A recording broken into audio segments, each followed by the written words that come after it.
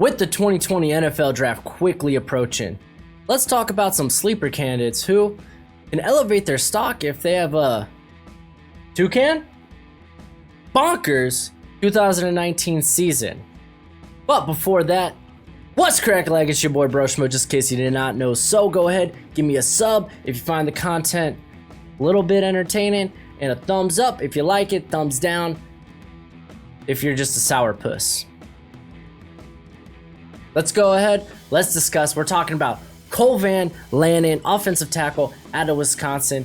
Now, he was the highest graded offensive tackle last season by Pro Football Focus. He had a 90.4, which is, wow, that's really good. However, he is a bit undersized at 6'3", 270, but he displays good strength and good quickness.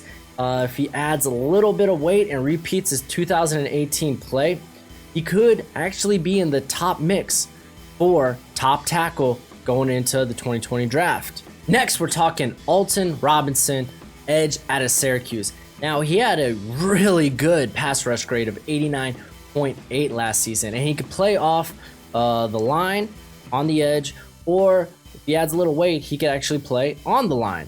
Now, he has a great first step. He's really good at using his hands, but he's a bit inconsistent in run defense, which isn't that important. Teams value pass rushing over run defenders. You know, you could get good run defenders late in the draft. Right now, I think Robinson's more of a day 3 prospect, but he has a really weak schedule there at Syracuse this season, so that should greatly help his numbers. BASSEY, cornerback out of Wake Forest. That's a great name. I love that name. And this guy, he's been very consistent, making 26 consecutive starts for the Demon Deacons. He has above average size, and he did post an overall grade of 82.5. Could have came out last season, but he decided to stay for his senior year. And I mean, it's a very deep corner class in 2020. Everyone's talking about that wide receiver class, but this corner class is very deep as well. So comes out and he has a really, really good year. He could elevate that stock to maybe day 2.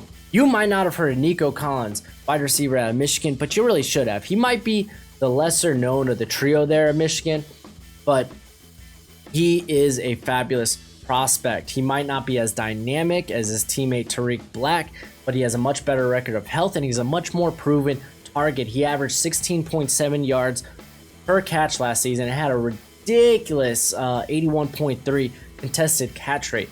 And let's talk about first-year offensive coordinator Josh Gaddis, because his offense is going to be a lot more up-tempo, and it'll provide a lot more opportunities for the receivers, especially Collins. Watch out for Collins in this deep wide receiver class. Here we got Ryan Bowman, edge out of Washington. Now he plays that buck linebacker role at Washington, which means he's playing over the tackle or on the outside.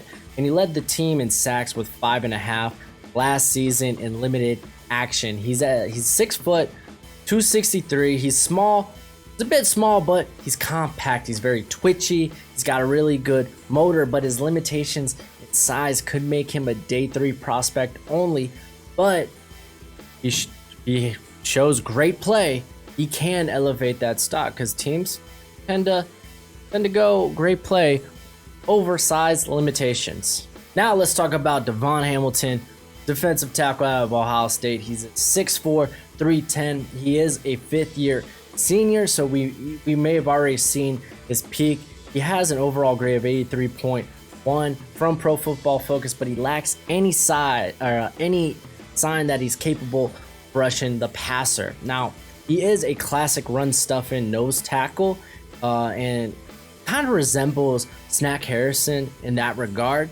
And you know what? There is a market out there for run defenders, but without any pass rush, probably keeps him as a day 3. But this is a guy I can see having really good longevity in the NFL. Next, we got Mason Fine, quarterback out of North Texas. Fine saw a big step up in his game in 2018, displaying good timing and ball placement. He led the Mean Green to multiple fourth quarter comebacks last season, and he had an overall grade of 90.8 by Pro Football Focus. Now, measuring up at only 5'10", luckily for him, fortunately, guys like Russell Wilson, Baker Mayfield, and Kyler Murray have broken the discussion wide open when it comes to necessary size play for an NFL quarterback. Now, Fine does need to work on his footwork, which that's no biggie, but his lack of arm strength may keep his ceiling at day 2. And one of the more intriguing prospects in this draft, Troy Dye, linebacker out of Oregon. He's been a tackling machine at Oregon. He's great against the run. He provides good pass rush on the edge or inside. He's gotten better in the pass coverage, and he's constantly posted good grades by Pro Football Focus last season. Does need to add weight and muscle, which is very doable. If he does that, it makes him a very interesting prospect going into the draft. Next, we're talking about Nick Harris, center out of Washington. Now, Harris could get some day 2 hype. I mean, in this offensive line class, there's maybe a handful of elite prospects, but overall, there's a lot of very good prospects. And he graded well in run blocking, and he didn't surrender a sack last season. He displays great explosion, but he can be overly aggressive and draw flags. But the most concerning thing for me is he's been known to quit on plays early, which is like, dude, just play until the whistle, you know? So something that is very fixable. And like I said, this guy can get in the mix for a 2nd or 3rd round. Now let's talk about Malik Herron, edge out of Georgia. Now, he was stuck in that Georgia defensive line rotation, and he only had 261 snaps. But I think he was he looked like the best prospect on that D-line last season. And this was the same D-line that produced 5th rounder DeAndre Walker. Now, he has good size at 6'3", 280, and he looked really good in pass rush, but he greatly improved in his run defense. I think with the bigger sample size, where he produces very well, we could see this guy as a day 2 prospect. Now let's talk about Jordan Fuller, safety out of Ohio State. Now, Fuller is a converted cornerback who was asked to play both safety roles in the past.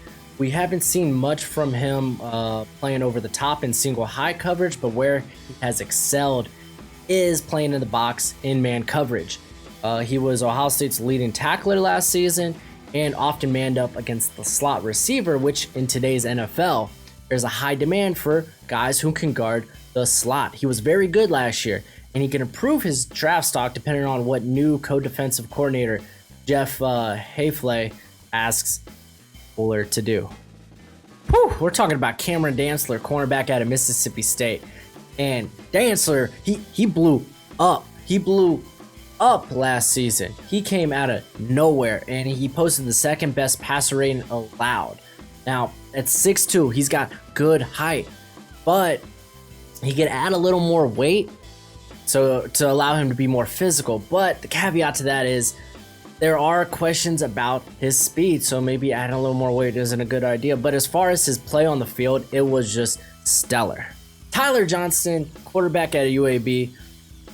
He might not come out next season, but he is eligible, so let's talk about him. Now, as I was making this list, the senior analyst from Pro Football Focus, Mike Renner, who is just a great mind when it comes to collegiate football athletes, I highly suggest you check him out. But he tweeted out some absurd throws from Johnston, who I hadn't really even heard of until that. And so I went ahead, I watched some of his stuff, and man, as a redshirt freshman, he only started 5 games last season, but he showed the ability to make NFL throws and to fit the ball into very tight windows. Now, he did look like a first-year starter for many of those starts, but he has a lot of momentum going into next season after his Rayton Bowl performance against Northern Illinois. Now, I don't see him coming out till 2022. However, he is eligible, and obviously we need a bigger sample size to get a proper evaluation. But here's a name you should probably get to know for the future. Next, we got RAEQUAN Williams, defensive tackle out of Michigan State. I mean, this is a guy you just want to root for. Now, he nearly quit football when his 2 brothers were murdered over the course of a year, but instead he kept with football. Now he does his best to mentor troubled youth in Chicago. Like I said, this guy is just a great guy, and he's a good football player at 6'4", 300. He has good size, strength. He plays with a very high motor. He does need a quicker first step and to be more disruptive as a pass rusher, but he does boast an overall grade of 83.3 by Pro Football Focus. And here's a name just to keep your eye on and to root for in general. Let's talk about my favorite prospect on this list, Isaiah Hodgins, wide receiver out of Oregon State at 6'4", 208, displays good size, length, and hands. He only dropped one ball all last season. Now, it'd be nice if they opened up the offense a little bit, or at least his route tree, because he is capable a lot more, but he does lead the Pac-12 returning receivers in contested catch percentage at 76.2, and that's by a large margin. And this has led to a passer rating of 130 when targeted. He has great quickness, but does lack elite speed in a very stacked receiving class. I mean, we've already talked about that. But, I mean, if he can put those haters to rest, if he could come out at the combine or his pro day and show like a 4.5, then we could be talking this guy as a top 10 wide receiving prospect. That's it for the video. Go ahead, do the YouTube stuff, but until next time, my friends, be easy. Later.